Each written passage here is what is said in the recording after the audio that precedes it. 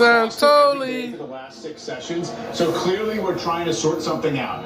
Essentially figuring out if kind of the overshoot and the speculative stuff and crypto being on its back is changing the whole character of this market, or is it honestly just a stutter step? We got earnings next week. The forward estimates continue to go up. The Fed's going to do what it's going to do, and GDP tracking for the third quarter is like 3.9%. So I think altogether, unless we see some cracks forming in the capital markets as it threatened to this week, we're kind of okay. Although I don't know that the business has been finished with this mere 2% pullback. Yeah, we'll have to see. Phil LeBeau, auto tariff relief, is it coming? Well, according to a report from Bloomberg, it is possible that we could see some kind of decision soon from the Trump administration.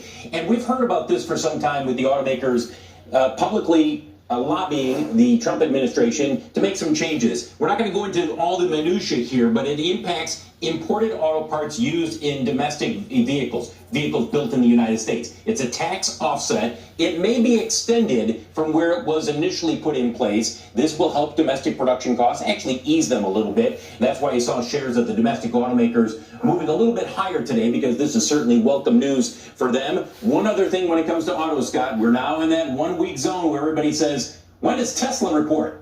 Happens next Wednesday after the bell. Scott, back to you. Yes, it does. The big kickoff of the so-called Mag 7. Phil, thank you very much. Brandon Gomez, tell us more on Lilly and Novo. Hey, Scott. Yeah, shares of Eli Lilly and Novo Nordisk are falling after President Trump vowed to cut prices on weight loss drugs. Novo Nordisk is the maker of obesity drugs Ozempic and Wegovy, while Eli Lilly manufactures competitors Mounjaro and Zepbound. Now, the president did say the costs for those drugs will be much lower. Now, it's worth noting both companies have already been racing to create a pill rather than injections for weight loss, which the companies have said could be a more affordable and accessible option. Now, the news, though, also rippled to telehealth. Hims and Hers falling double digits. The company has expanded its business in weight loss over the last 18 months around lower-priced copies of those big pharma drugs. Now, potentially losing some of that competitive edge, the industry faces renewed scrutiny and pricing pressure. Scott.